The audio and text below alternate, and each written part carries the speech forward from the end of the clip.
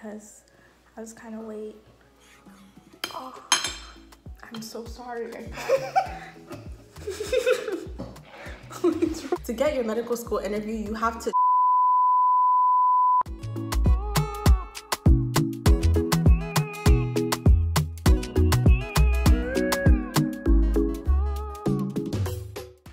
Okay, hey guys, welcome back to my channel. We have a special guest here. Okay, this is my best friend, Diam, and we actually met in struggle. Yeah. And it's sad how we started Struggle bonds people though, you know? We started talking because of the MCAT, and now look at us, unbreakable. But today, we're gonna do a mukbang. The food that we're eating today is called wache. Are you excited? I'm excited, guys, I'm excited. Okay, say accommodeme. Me? Yeah. Accommodeme. Close. And our first point is that you really want to talk to schools. So throughout our interview process, one of the things that we did, even before we submitted our primary, before we even knew what schools we were thinking about, we kind of reached out to any school that would talk to us. We cold call, cold email, and just sent out just a little blurb about who we are, why we're interested in the school. Zoom calls. Like Zoom calling deans of diversity, sometimes dean of admissions. Yeah. Kind of talk to them about your interests. And again, you don't know what's happening on the back end, and they could really be saying like, yeah, this girl really, or this guy really fits in with our mission. Like, hopefully they apply. And that kind of segues into our next point too.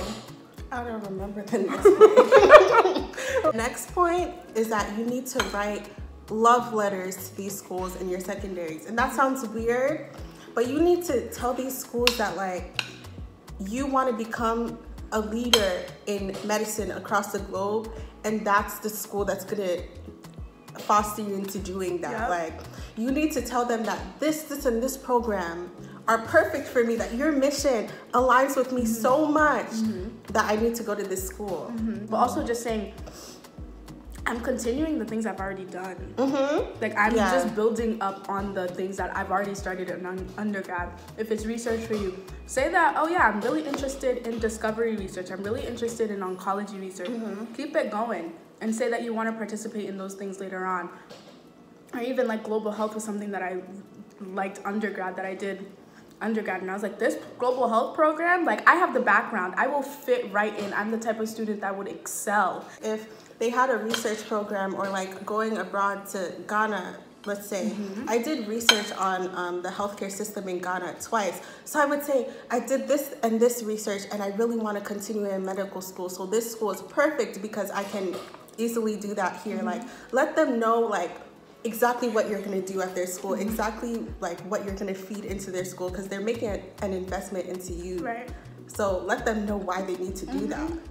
And another thing about secondaries is that you can't be shy. And this is like with your whole application, like I was telling these schools things that I've never told anyone else. They're just like such important parts of my life that brought me to medicine, that I needed to tell them. And this is important because they need to know that like as a medical student, it's gonna be hard for you regardless of where you go. Yep. And they wanna know that like you can go to them if you're feeling any difficulty, that you're not gonna be shy when you're facing challenges in med school, because it's gonna happen, and that they can be a mentor for you. Diam, I don't know why you're quiet, because Diam was going in on her secondary. I had to. This is your chance to really go all out for these schools, because if there's a bunch of people applying, what is making you different?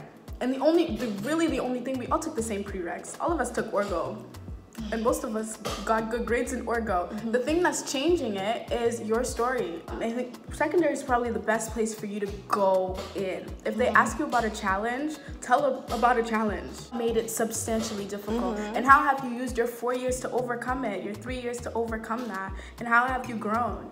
Like, you really have to think about these questions as if like your medical school acceptance depends on it. And it does. And it does. So. Like, think about that one thing. Like, it's hard to do. Like, we're saying it now because we finished writing our secondaries, but it was so hard to say, okay, I'm gonna tell these schools like what happened to me or what I've gone through, because they're strangers. Like, you don't know them. They haven't interviewed you yet. You've never seen their faces before, and you're telling them like such important parts of your life that you don't tell like your friends. If you're still in like the pre-med, you're still taking your prereqs, just start thinking about it now. Start journaling and start really like learning your story, because what the application is really like learning your story and then telling them your story. And yeah. Being strategic in how you formulate these responses, because it's really easy to get into the trap of writing all these secondaries, copying and pasting, and then you'll end up with a school that's seeing you do research 6 times. And all you're talking about is your research. But you have so many dimensions. It's the time to let them see all of those too. Okay, another really important point is applying to schools that you have mentorship at already. Because in your like pre-med journey, you've probably met people, you've probably seen people that you can look up to who are in medical school now. This is your time to reach out to them and be like, hey, I'm going through this, like, I know that you've been through it before, and I really like need your help, basically. Because even when I was making my school list, I made it with one of my mentors who goes to like my top choice school now, but that school wasn't even on my list before, and she was helping me go through my school list, and she was like, so where's my alma mater? And I was like, I don't know, like I feel like I don't have the stats for that school, and I don't want to apply to too many reach schools. That's another thing. Don't ever say that. What is a reach? What is a reach school? No, because that school like had their mission statement, like I could recite to them their mission statement, because that's how much like it's my mission in medicine. Like me and that school are like this, except for the stats. The stats, they're not my business. They're not our business. But yeah, so she told me to apply to that school, and like she's been helping me get through it, through all parts of like the application process, like getting the interview for the school, and doing the interview, and just like knowing the right things to say, and yeah, so make sure that you have mentorship within the school, because it makes it so much easier for you to talk about the school in your secondaries. Like when they ask you why do you want to go to this school, then you can talk about things that you've talked about with your mentor, as opposed to all the things that are listed on their website, because they can tell when like you've had the inside scoop. They can tell. Another thing is, if you don't have these mentors, there's actually no excuse. There's no excuse. There's no excuse. Go find somebody. I think one of the things I didn't have as many mentors in medical school, but to the medical schools that I was applying to. And one thing that I did, I went on the medical school's Instagram, and I found people that they had like posted as like, one thing I did was SNMA, because I wanted another Black student. Hey. I looked on their SNMA page, and I found that they were highlighting students, right? And they also left their handles, their Instagram page connected to it. So I would just go on there, click their name, and then DM them and say, hey, I'm applying, I'm doing my secondary. Could you read over it really quick and just give me some tips? Most of the time they'll say, yep, I can totally do that. And you will be surprised how many people are willing to not only read it and just give you like, oh, this is fine, like I think you should reword this. No, they will go in depth and say, I participated in this. One of the huge things at this school is this. And they'll tell you everything, because why are they not? Why are they not? Especially if you come with a like attitude that like, I really want to go to school, and if you can help me, that'd be amazing. Like, and we think about it, like one of our things that we do is like mentoring students. So if someone wanted to get into Northeastern, I would actually help you. Come on. I'd help you. And it's the same thing for medical school. Like, don't be afraid to reach out to people that you don't know. Twitter, same thing. Go look to see if someone was featured, and just DM them and say, I'm doing my secondaries. I'd love for you to read it over. And make sure you give them enough time. I think that's one of the big things too, and I struggled with this. But making sure that you gave them enough time. I feel like a week is probably like a good amount of time because you only have 2 weeks to really write these secondaries. 2 weeks. You know, 2 weeks-ish. If you write it in that first week and then have people look at it, not too many people, but 1 or 2 people to really just look at your secondary, especially at your top choice schools. Like those schools you shouldn't don't play around with them. They're not copy and paste schools, okay? Don't even look at your other secondaries. No, write that one from scratch. If you want to get into these schools, put in the work to get into these schools. Like, y'all, we all need to be here, especially if you're a minority. Yep. We all need to be in medicine. And if you reach out to like another minority who's in MS1, MS2, they want to help you because they want to see you as a colleague at their school or at another medical school. So don't be afraid to reach out to them. Yeah, I think another point too about secondaries is having people who've seen your entire application also read your secondaries. Because I've had a few of those people read my application and they kind of were like, well, I really thought in your secondaries you would highlight on this, or I thought you would talk more about this. And I kind of didn't see that hole in my application until they pointed it out.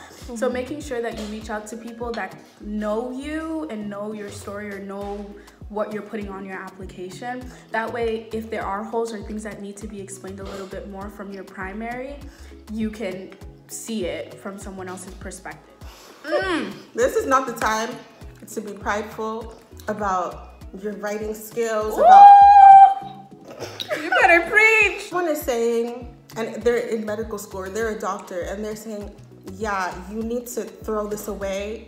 Throw it away. 9 times out of 10, throw it away. It's not like they just said throw it away. Like they give you a bunch of like edits here and there, and they're not just grammar. Like you might need to start over. And like don't be discouraged with that. But the flip side is like you don't have to make every single change that someone is telling you. Definitely. But like definitely in the beginning, the first personal statement we wrote, we said, beautiful. Mwah, I'm done 7 months early. I have nothing to worry about.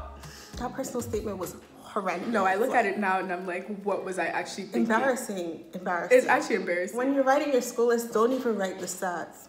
Just put the names of the schools, put their mission statements, and like, because most of the schools that I applied to are like, they're focused on community advocacy and like global health. And those are like the two like things that they really, really are proud about for themselves. So it's easy to write their secondary. It's easy to like talk about it in an interview, and they want to talk to you. And that's what we said. We're gonna secure your interview because they want to. They want to talk with students who care about the things that they care about. To get your medical school interview, you have to shoot your shot that embody what you want to do. Not just any school, not just Harvard because it's Harvard, or like UPenn because it's UPenn. Nope. If UPenn embodies all of your characteristics and everything, and like the population you want to serve, and you know their MCAT score is like a 525 and your MCAT score is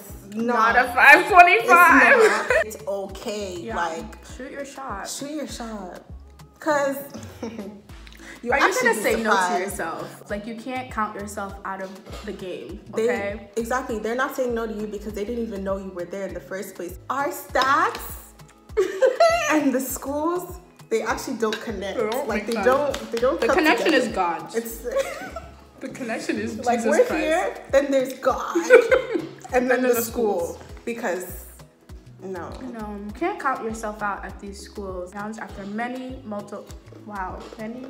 mental breakdowns of me crying, many prayer sessions with this one, all that stuff, I had to remember, like, after I got my MCAT score, I'm the same applicant. You'll get so caught up in these stats, and one thing about these interviews, you can't walk in thinking that, they're not even thinking of me because of my stats. No, they are thinking of you. They invited you. They wouldn't waste their time. So snap out of that mentality of, but my score is 10 points lower. And okay. So 10 points is even good. 10 points lower is even good. Like it's okay. It's actually okay. So That's one thing. Remember, like, why you're applying to these schools, and if you pick the right ones, like, you will get interviews. Yeah, in your primary application, when you need to list your activities, list your activities. Talk about your activities, and don't just say like, as an EMT, I delivered emergency care to because they're gonna say okay. And you better tell them about Mary. Literally. You better tell them about. Okay, so I think this is one thing we did and we did well was that like we did storytelling a lot throughout like our primary application, like not really secondary, but the primary application with the activities. Like I was an EMT, and when I talked about it, I said, yeah, this encompassed like delivering emergency care and all that, but the most memorable part for me was like taking this patient to hospice care and like just showing them that like every single thing that you did was meaningful, and you didn't just do it for this application. And that's another thing, don't just do things for your application, because then it'll be choppy. Choppy. When you do things that like you really love to do, like every time I saw an experience where I could work with kids, I did it. And then it's like, it's developing this story of like, she loves this population and she likes global health, and like these things that like you can see throughout my activities. Don't make it confusing for them by making your own story confusing. They won't read it. Even in our meetings with the diversity deans, and they were saying that like we'll be reading your application at like 11 p.m. If it's boring, I'm going to sleep. They're going to sleep. Don't make them go to sleep. Make them be like, wait, okay, let me just read one more page. Let me just read, and then they're done.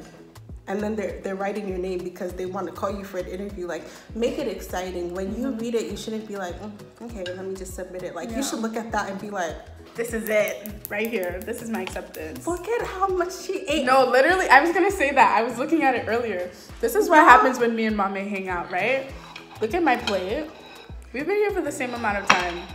I even had more food than her. It's actually embarrassing. What? And I thought I was really eating.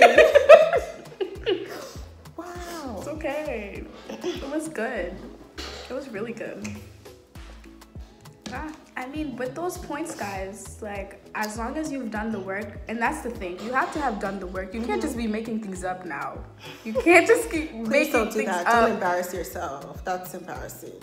Ask you at the interview. So I heard that you were volunteering at the shelter for 9 years. Can you tell me anything about the shelter? You don't even remember the name of the shelter that you chose? No, you'll actually get caught up. Please don't lie. Thinking about that, it's bringing embarrassment to my soul. Don't do that. Not good. Don't do that. And like, if you're not ready to apply, don't apply. If you haven't got the experiences that you can really say, I'm ready to apply, don't.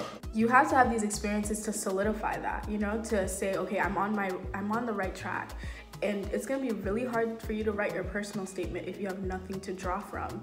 So make sure you have those experiences that you can say, I know I belong in this field, because even as a patient care tech, I'm not even gonna say what I did as a patient care tech. If you know what you were doing as a patient care tech. One of the main things that I love was connecting with patients. The way that I got to talk to people and learn about their families and see how much social support can do for someone's mental health, for someone's physical health, like all of it is, all works together. She even got into interview mode. Come on. Because if you do something that you are really passionate about and you really learn from, you can just talk about it. You can talk about easily. it. So making sure you set yourself up right. So that means doing what you want to do. Don't do things just because it looks good.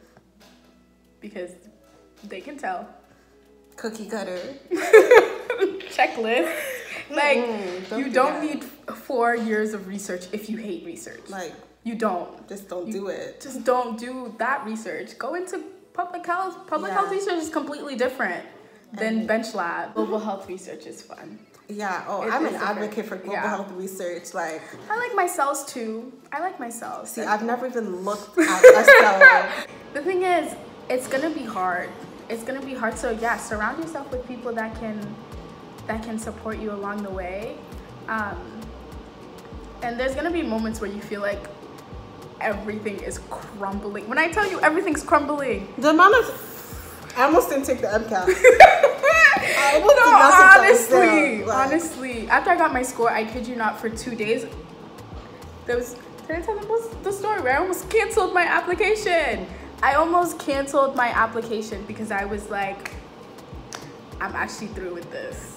I'm done. Give me all of my money back. But you know, you gotta will stick actually to it. kill you if you do that, and that's me. She would have.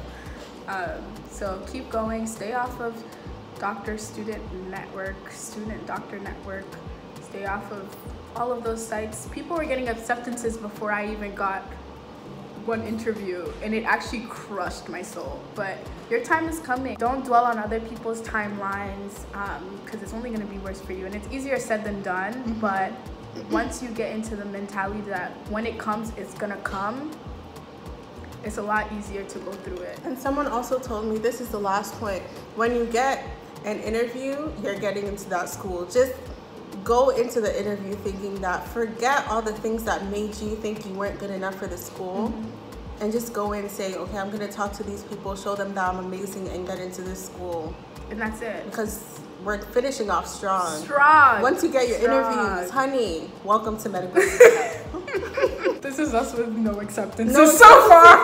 But you see, the faith that we have in God. This is fake. I think we've covered some points. I'm done with my food, so I feel like we've kind of gone through this. If you're at this point in the cycle, or even you have it, you're still doing your prereqs, and you're envisioning this interview so much that you're watching this video, congratulations. Because this is the type of faith and determination you need to get to med school, period. We're talking like this before we got interviews, guys. Yeah, we said we're getting in. We're getting in. We're getting in. Like, even if you give me one interview, I'm getting in. I'm getting in. And now God has blessed us abundantly more than one interview. We're gonna stop embarrassing ourselves now. Yeah, but thank you for joining us, guys. Feel free to tell us like what your favorite thing was in the mukbang. Mama still has some left. Okay. Feel free to tell us what your favorite point was, how your journey's going. If you like more videos like this, let us know. Like this video, and yeah. More content to come. Y'all, I'm changing the name of my channel to be Diane Celeste because that outro. Isn't that how you do it? I don't know. Oh, oops. Okay. Bye, guys. Bye, guys.